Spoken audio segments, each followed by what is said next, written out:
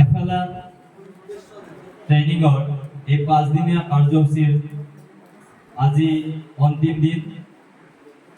এই কাৰ্যসূচীত আমি উপনীত হৈছোঁ অন্তিম কাৰ্যসূচী। এফালে আমাৰ যি প্ৰস্তুত কৰিছোঁ এইটো ডেমনষ্ট্ৰেশ্যন বুলি ক'ব পাৰি। মই এইখন বনাইছোঁ আমি যেহেতু গ্ৰুপ এক্টিভিটি আমি এইখন বনাইছোঁ 1 শ্ৰেণীৰ ভাষাৰ ক্লাছৰ বাবে।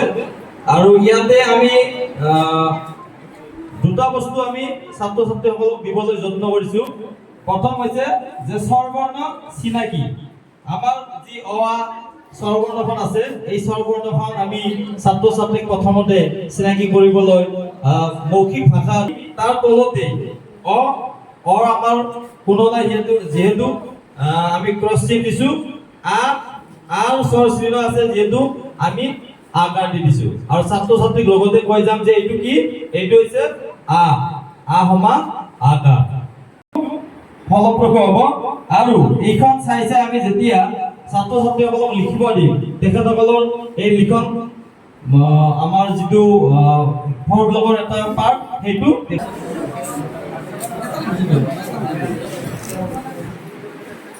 নমস্কাৰ শ্ৰদ্ধাৰ ছাৰ-বাইদেউসকল।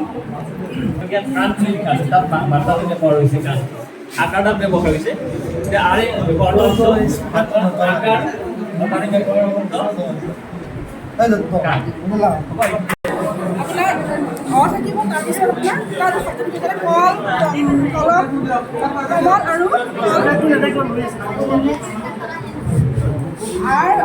আকাৰ থাকিব, তাৰ কাণ, আম, পকা, কাম, হচৰিৰ ৰচনা সহায়ত কিৰণ, চাকি, ৰাতি, জাপি, দীঘৈৰ কাৰান্ত শব্দ থাকিব কি, পানী, চৰাই, হাতী। আৰু হচুৰ কাৰান্ত কচু, চকু, কুকুৰ, ফুল। আৰু দীঘৰ কাৰান্ত শব্দ পূজা, মূলা, সূতা, পোক।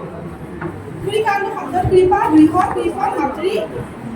এই কাৰান্ত শব্দ কেতেকী, বেঙেনা, খেৰ, তেল। ওই কাৰান্ত শব্দ কয়লা, খালু, জাকৈ, মাকৈ। কু শব্দ কোৰ, পুনৰ, মুনা, জোতা। ইয়াৰ দ্বাৰা আমি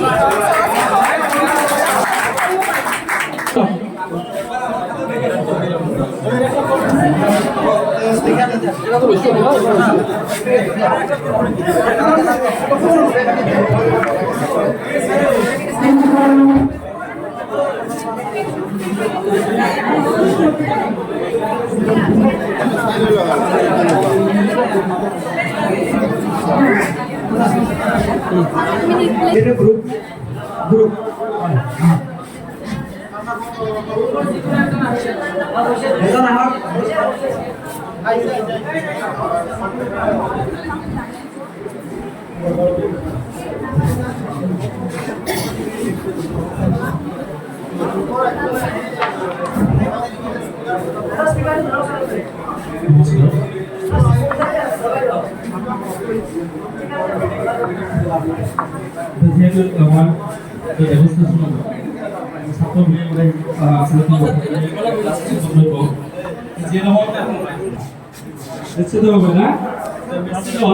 আমি কলমৰে কৰিছিলোঁ। আজি আমি মেচিনৰ দ্বাৰা যোগ আৰু বিয়োগ শিকিম।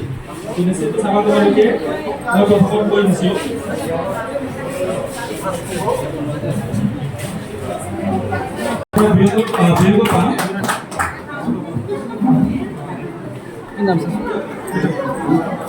ধন্যবাদ জ্ঞাপন কৰিছোঁ। নেক্সট মাতিব আৰু অনুগ্ৰহ কৰি আপোনালোকে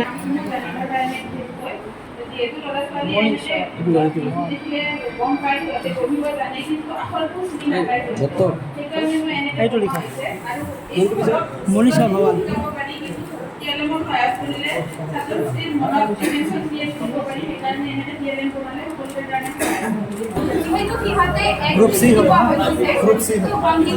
জানে তাৰ কাৰণে মই ফুলবোৰ খেলি মেলিকে দিছোঁ যে সিহঁতে এতিয়াই কি কৰিব মই ইয়াতে উলট পালটকে দিছোঁ। যেনেকৈ চাৰিৰ মই কি কৰিছোঁ একজনী মই ফাৰ্ষ্টতে সিহঁতক সুধিম যে সিহঁতে মই ঠিকে বনাইছিলে নাই, ফুলখিনি ঠিক আছে নে নাই। তো যেতিয়া সিহঁতে ক'ব নহয় নি বাইদেউ ইয়াতে চাৰিটা লাগিব, মই কি কৰিম ক'ৰ পৰা যাব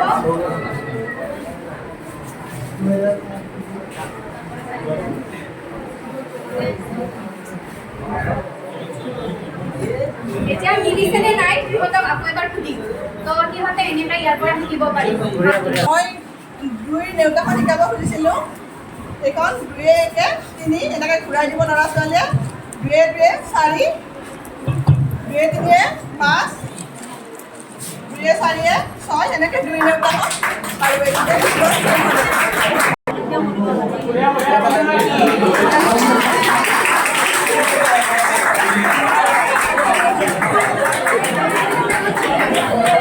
অসমীয়া মানুহৰ নাম আৰু এটা কবিতা আছে যিটো ক্লাছ 1ৰ অকণি গণিত পাঠ্যপুথিত থকা কবিতাটো মই গাই দিম মানে এতিয়া গাই নিদিওঁ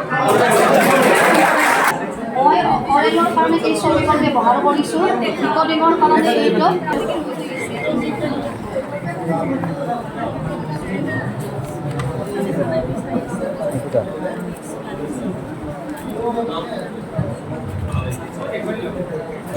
আপোনাৰ ইয়াতে 10 যোগ মানে এইটো পিনটো আছে ইয়াতে এইখন মানে ধুনীয়াকৈ ঘূৰি থাকিব আৰু 10 যোগ ল সমান 10 তাৰপিছত আকৌ ঘূৰি দিলে এতিয়া 5 যোগ ল সমান 5 হ'ব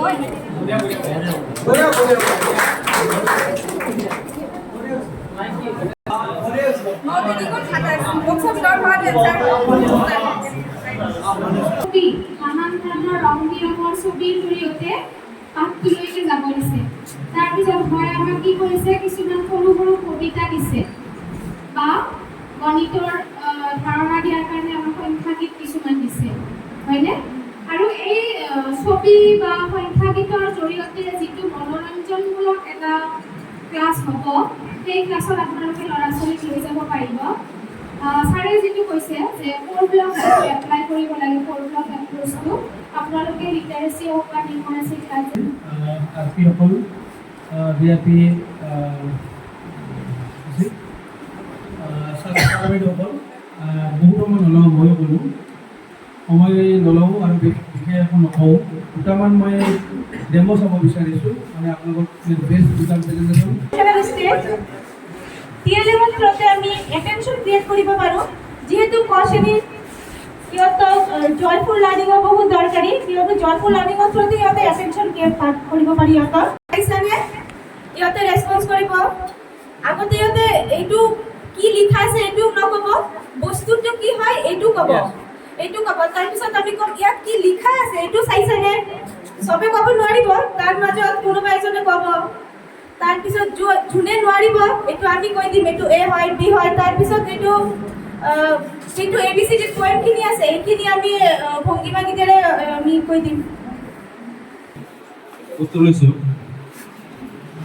তোমালোকে চাবা মই মেচিনত দুটা সংখ্যা সোমাই দিম এইটো কি মই কৈ আছোঁ 8 আৰু 1 চাবা ইয়াতে মেচিনত তোমাক কৈ দিব ইয়াৰ ৰিজাল্টটো কি আহিছে ইফালে আছে 9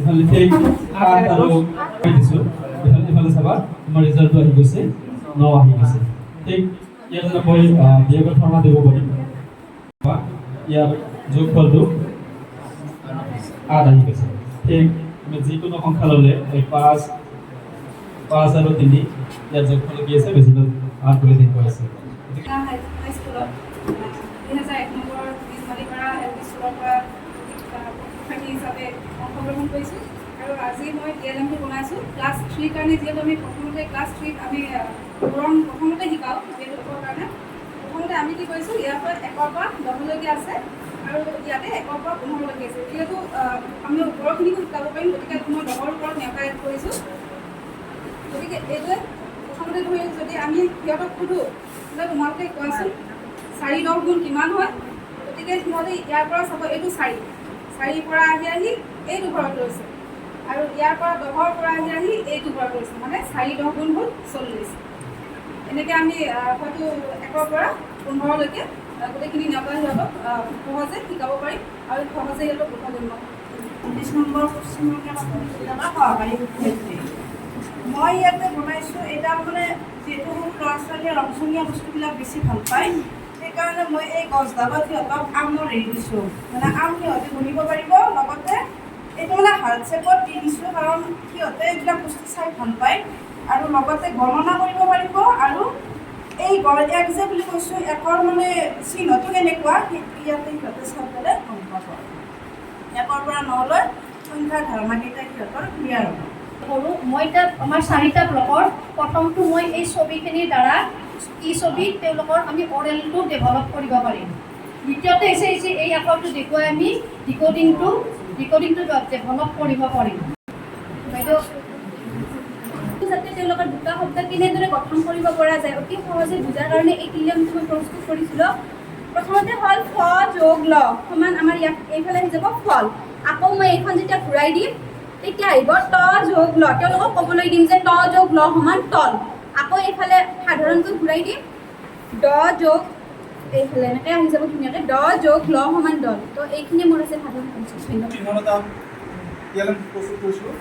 ইয়াত ল'ৰা ছোৱালীবিলাকক এই যে চিনবিলাক মই আখৰৰ পৰা যে চিন নাই বা ইয়াৰ পৰা শব্দ গঠনটো শিকাব পাৰিম।